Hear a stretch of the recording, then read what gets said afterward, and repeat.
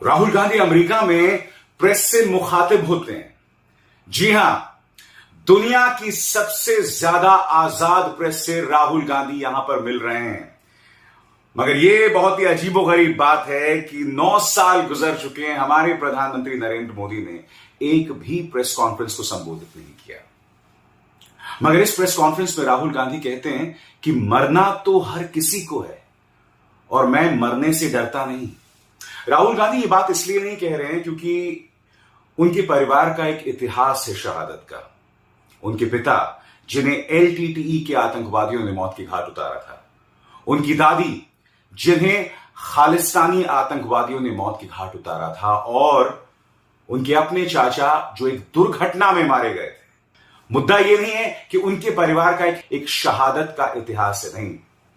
मुद्दा यह है कि राहुल गांधी कुछ ताकतवर लोगों को टक्कर दे रहे हैं। वो ताकतवर लोग जिनके बारे में बात करना आसान नहीं है। सबसे पहले मैं चाहूंगा कि आप राहुल गांधी के इस बयान को सुने जिसमें वो कह रहे हैं कि देखिए, मरना तो हर किसी को है और ये बात मैंने अपनी दादी और अपने पिता की शहादत से सीखी है। राहुल गांधी ऐसा क्यों कह रहे हैं, ये अपने आप में बहुत दिलचस्प है। सुनिए वो क्या कह रहे हैं। I've grown up with a sort of narrative about my country, Gandhian narrative of what the country is, what it should look like, what is important. So that's what drives me. I'm not concerned really about threats of violence and assassination and stuff. I mean, everybody's got to die, So,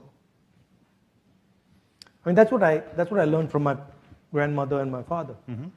So, you don't back down because of something like that.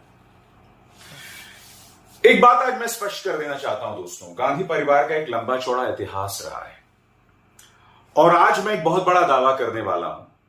Pandit Nehru के बाद राहुल गांधी परिवार के ऐसे नेता हैं जिन्होंने सांप्रदायिकता के साथ किसी तरह का कोई समझौता नहीं किया, जो आरएसएस के लिए सबसे बड़े सिरदर्द का सबब बने हुए हैं, जिनसे आरएसएस संघ और उससे जुड़ी जो संस्थाएं हैं वो नफरत करते हैं। पंडित नेहरू के बाद राहुल गांधी, और मैं आपको बताता हूं क्यों। क्योंकि अगर आप इंदिरा गांधी का भी इतिहास देखें तो आपको ऐसे ढेरों लम्हे दिख जाएंगे जहां उन्होंने सांप्रदायिकता के साथ समझौता किया है। राजीव गांधी, कहने को इस देश में सूचना प्रौद्योगिकी, कंप्यूटर लाने वाले प्रधानमंत्री, मगर यह ना भूलें राम मंदिर के ताले उन्होंने ही खोले थे। और इस बात को लेकर कमलनाथ आज भी गर्व से बोलते हैं कि राम मंदिर का क्रेडिट राजीव गांधी को दिया जाना चाहिए, जबकि मामला जो था अदालत के सामने विचाराधीन था। इसीलिए राहुल गांधी ये कह रहे हैं कि आजाद भारत के इतिहास में मानहानि के मुद्दे पर सबसे गंभीर सजा मुझे मिली है। क्यों? क्योंकि मैंने अडानी का मुद्दा उठाया, क्योंकि मैंने उस मुद्दे को खंगाला जो कि प्रधानमंत्री नरेंद्र मोदी की कमजोर नब्ज थी, जिसके बारे में कहना किसी के लिए मुश्किल होता है। सुनिए राहुल गांधी क्या कह रहे हैं। I asked a rhetorical question. I asked the question, why? Well, you described it. Right.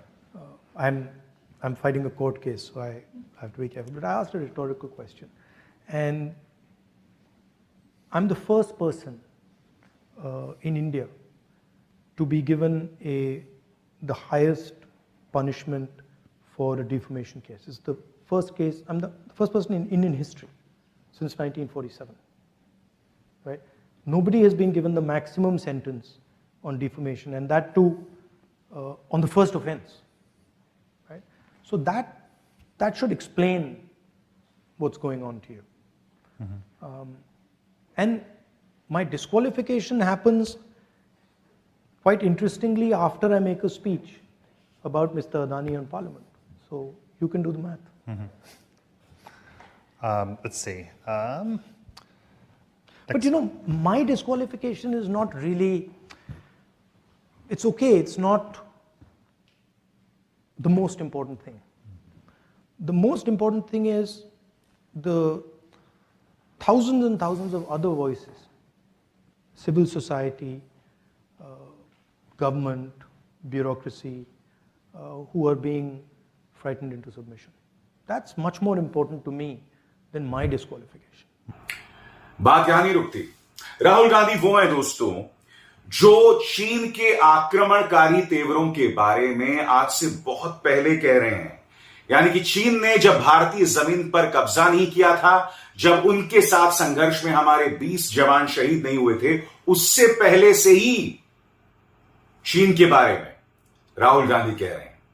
अमेरिकी जमीन में उन्होंने कहा, China has occupied a territory and it's an accepted fact. They have occupied 1500 square kilometer of land. It's absolutely unacceptable. However, PM Modi believes otherwise. Rahul Gandhi कह रहे हैं कि चीन ने हमारी 1500 स्क्वायर किलोमीटर जमीन पर कब्जा किया हुआ है, जिसे स्वीकार नहीं किया जा सकता। यह बात अलग है कि प्रधानमंत्री इस बात को स्वीकार नहीं करते। सुनिए वो क्या कह रहे हैं। What is your reaction to Prime Minister Modi's statement that not an inch of land has been lost to the border with China? And can you talk about India's relationship with China and how it's changing? I mean, the fact of the matter is China is occupying our territory. It's an accepted fact. I think 1,500 square kilometers, land the size of Delhi, is occupied by them. And I think, it's absolutely unacceptable. Prime Minister seems to believe otherwise. I don't know. I mean, maybe he knows something we don't know.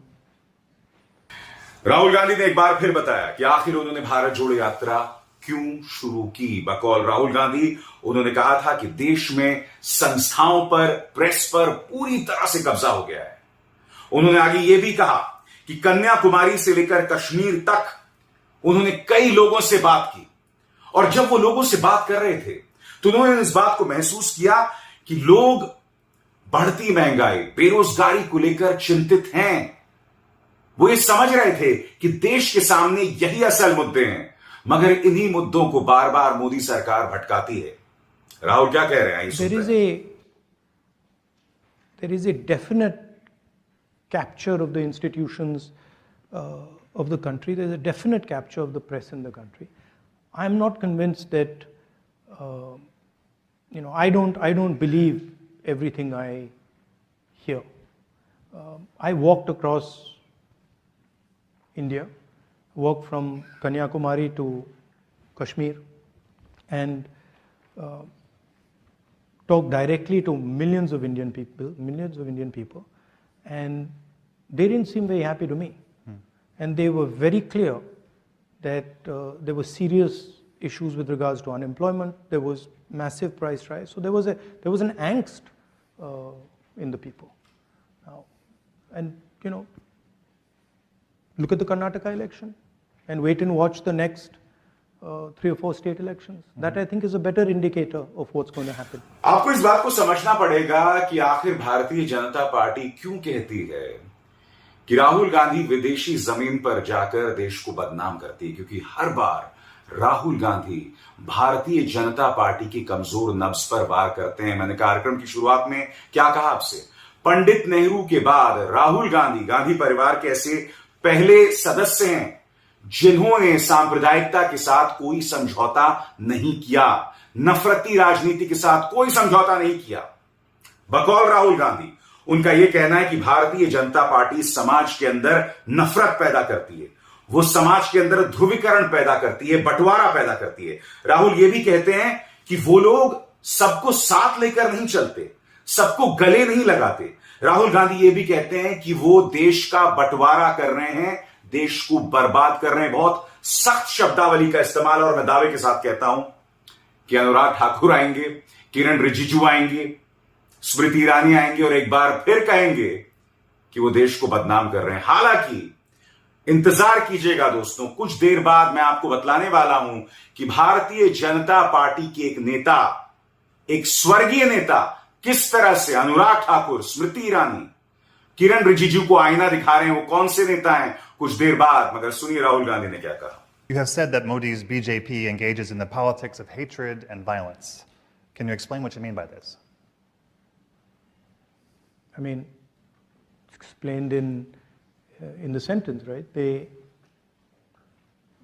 They sort of generate a certain amount of hatred in society. They polarize society, and they're not inclusive.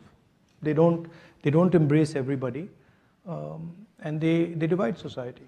That's yeah, and that's damaging in my view to India, because India has always had a tradition of conversation, of openness.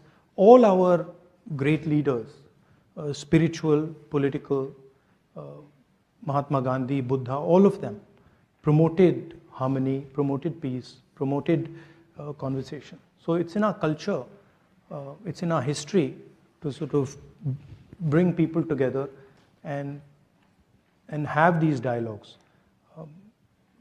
So that's I think it's a difference in ideology between us and the BJP. Mm-hmm. We feel India should be allowed to express itself, and we feel that political leaders should be comfortable in sort of being questioned, and should learn from that questioning. Mm-hmm. So, I mean, it's just a difference in viewpoint. और राहुल गांधी ने एक बार फिर विदेशी जमीन पर गोदी media का जिक्र किया। बकौल राहुल गांधी, प्रेस की आजादी खतरे में ही नहीं, लगभग गायब है। राहुल गांधी ने क्या कहा, अंग्रेजी में पढ़ के सुनाना चाहता हूं, हिंदी में अनुवाद करूंगा। Press freedom is crucial for a democratic society. There is a clamp down on institutional framework that enabled conversations between cultures and social groups. Rahul Gandhi यहां क्या कह रहे हैं, इसके मायनों को समझिए। राहुल गांधी कहते हैं कि प्रेस की आजादी लोकतंत्र के लिए बहुत जरूरी है, और सिर्फ प्रेस की आजादी पर अंकुश नहीं है। राहुल गांधी यह भी कहते हैं कि उन तमाम संस्थाओं की आजादी पर कब्जा है, आजादी पर अंकुश है, जिन संस्थाओं के जरिए संवाद हुआ करता था, समाज के अलग अलग तबकों में बातचीत हुआ करती थी, वो सब खत्म हो रहा है मोदी सरकार में। सुनिए राहुल गांधी क्या कह रहे हैं। India has a very robust system already in place. That system has been weakened, right? But it's not that system doesn't exist. If the conversation, the democratic conversation is allowed to be fostered, then these issues will settle themselves. So the rule of law is in place. It just perhaps isn't followed. No, it's not. It's you have to have an independent set of institutions that are not pressurized and controlled, and that's been the norm in India. This is an aberration. What is taking place in India. So, from our perspective, the foundations of democracy in India are very strong, and the protections exist, but they're being sort of disturbed. And you see that if Congress came to power, they could quickly be restored. I mean, quickly, I don't know, but the Congress party is the institution that conceptualized them in the first place, right? So we don't view them as our institutions. We view them as institutions of the state, and so we ensured that there was independence and neutrality in these institutions. And it's not difficult to do if that's what you're trying to do. और एक बार फिर वो मुद्दा जिसे Bharatiya Janata party अपनी सबसे बड़ी राजनीतिक ताकत समझती है, यानी कि समाज के अंदर हिंदुओं और मुसलमानों में बंटवारा किया जाए, माइनॉरिटीज को टारगेट किया जाए, किसान अगर मैदान में आ जाता है तो उसे खालिस्तानी कहा जाए, यानी कि पूरी तरह से अल्पसंख्यकों के खिलाफ एक नकारात्मक रवैया। राहुल गांधी ने इस संवेदनशील मुद्दे पर भी अपनी बात रखी। बकौल राहुल गांधी वो कहते हैं कि इस देश में सभी भारतीयों को अभिव्यक्ति की आजादी है, और सब के पास आजादी है कि वो अपने धर्म का जो है निर्वहन कर सकें, अपने धार्मिक प्रैक्टिसेस को जो हैं आगे बढ़ा सके। सुनिए वो क्या कह रहे हैं। I think all Indian people, right, have a right to expression. All Indian people have a right to religious freedom. All Indian communities should feel free to express themselves. So I don't differentiate between any community, any caste. I think India, as I mentioned just now, is a conversation, and the freer and more open that conversation, the more powerful India becomes. यह अपने आप में बहुत दिलचस्प बात है दोस्तों कि राहुल गांधी धार्मिक आजादी की बात करते हैं और वो इस बात से डर नहीं रहे हैं, क्योंकि मैंने आपको कार्यक्रम की शुरुआत में कहा कि वो सांप्रदायिक नफरत के साथ किसी तरह का समझौता नहीं कर रहे हैं, क्योंकि हम एक ऐसे वक्त में आ गए हैं कि दूसरे धर्मों की बात करना यानी कि लोगों को लगता है कि भाई मैं वोट्स गवा दूंगा। राहुल गांधी इस बात से डर नहीं रहे हैं। इसीलिए इस व्यक्ति में एक तरह से कहा जा सकता है कि मौजूदा राजनेताओं से कुछ अलग है, क्योंकि आपको ऐसे बहुत कम राजनेता आज की तारीख में भारत में मिलेंगे जो सांप्रदायिकता के साथ समझौता नहीं करते हैं। लालू परिवार को अगर छोड़ दिया जाए, लालू प्रसाद यादव और उनके बेटे को छोड़ दिया जाए, मगर तमाम जो राजनेता है ना दोस्तों, वो लगातार फ्लर्ट करते रहते हैं कम्युनलिज्म के साथ। मगर हां, मैं दावे के साथ कह सकता हूं कि एक बार फिर यह कहा जाएगा कि राहुल गांधी ने विदेशी जमीन पर देश को बदनाम किया। मैं आपसे कुछ सवाल पूछना चाहता हूं, कुछ तस्वीरें भी दिखाऊंगा। जब महिला पहलवानों को इस तरह से जमीन पर घसीटा जाता है, मारा जाता है, पीटा जाता है, क्या आपको लगता है कि देश का नाम इससे रोशन होता है? बेशक ये घटना भारत में हो रही हो, और हम एक ऐसे युग में रहते हैं जहां एक गली मोहल्ले में क्या हो रहा है उसकी जानकारी सैन फ्रांसिस्को या लंदन में बैठे व्यक्ति को मिल सकती है इंटरनेट के जरिए। क्या इससे भारत का नाम रोशन होता है?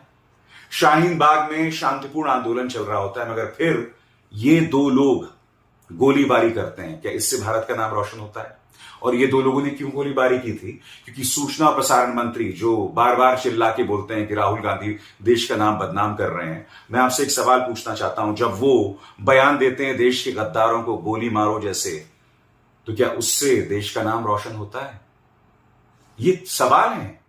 सबसे बड़ी बात, जब दुनिया ये देखती है कि मोदी सरकार एक ऐसे व्यक्ति को संरक्षण दे रही है जिस पर गंभीर आरोप हैं हमारे महिला पहलवानों के यौन उत्पीड़न को लेकर, क्या इससे देश का नाम रोशन होता है?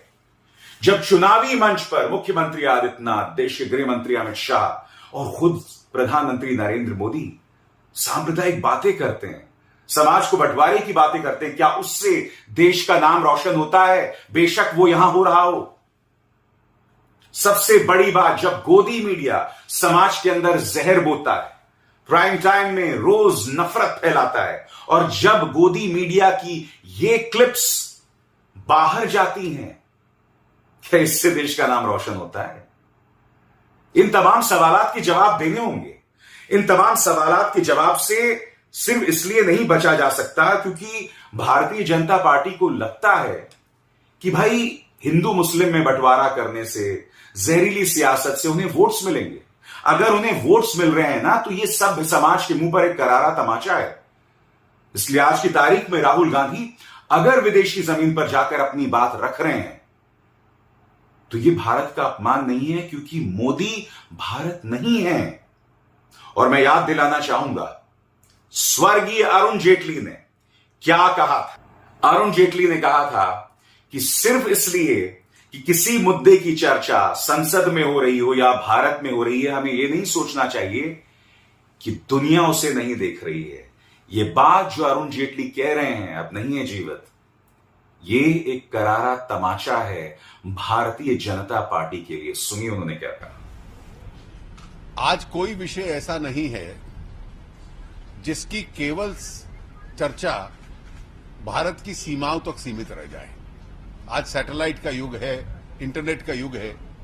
सदन में भी चर्चा होती है तो दुनिया में लोग उसको देखते हैं, और इसलिए ये कहना कि चर्चा को कि वो केवल भारत की भौगोलिक सीमाओं तक सीमित कर दो, ये तो आज के युग में संभव भी नहीं है। केवल प्रधानमंत्री जी नहीं, कोई भी अगर हिंदुस्तान की ओर से जाता है और डायस्पोरा की मीटिंग्स होती हैं तो भारत में क्या हो रहा है ये स्वचर्चा के स्वाभाविक विषय बनते हैं। आज कोई ऐसी चर्चा नहीं है जिसको केवल इस देश की भौगोलिक सीमाओं तक सीमित रख देना आज संभव है, ना टेक्नोलॉजी उसकी अनुमति देती है। और बात वहां तक सीमित नहीं है दोस्तों।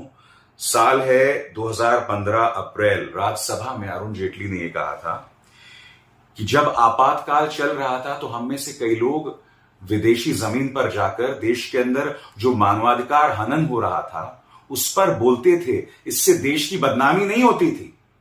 और क्यों नहीं, आपातकाल एक कलंक था इस देश के नाम पर, कांग्रेस के चेहरे पर, लिहाजा उसके बारे में अगर लोग बोलते थे कुछ गलत नहीं कहते थे। सुनिए अरुण जेटली किस तरह से आईना दिखा रहे हैं यहां पर भारतीय जनता पार्टी के उन नेताओं के लिए जो कहते हैं कि विदेशी जमीन पर जाकर देश की बुराई करना गलत है। सुनिए। 1975 में दुनिया भर में घूमते थे, जो उस वक्त मानवीय अधिकारों का उल्लंघन हो रहा था उसके खिलाफ प्रचार करने के लिए। वैसे भी दोस्तों देश की बुराई तो कोई नहीं कर रहा है। प्रधानमंत्री की आलोचना को बर्दाश्त करना होगा। सबसे शॉकिंग बात यह, और बहुत ध्यान से सुनिएगा मेरी बात, प्रधानमंत्री नरेंद्र मोदी अक्सर खुद को और खुद के बारे में कहते हैं कि भाई मेरा 56 इंच का सीना है, घर में घुस के मारेंगे, सर्जिकल स्ट्राइक करेंगे। मैं आपसे एक सवाल पूछना चाहता हूं। एक व्यक्ति जिसे एक मर्द के तौर पर पेश किया जा रहा है, मर्यादा पुरुषोत्तम के तौर पर पेश किया जा रहा है, आखिर वो खुद पर हो रहे राजनीतिक हमलों को लेकर इस कदर रुदाली क्यों करते हैं? क्या वजह है? ये सवाल तो पूछे जाने चाहिए। क्या इस सवाल से बचा जा सकता है? जवाब दीजिए। जो व्यक्ति इतना ताकतवर है अंधभक्तों के मुताबिक, वो आलोचना को लेकर इतनी छुई मुई क्यों है? ये सवाल है और इनसे बचा नहीं जा सकता। अभिसार शर्मा को दीजिए इजाजत। नमस्कार।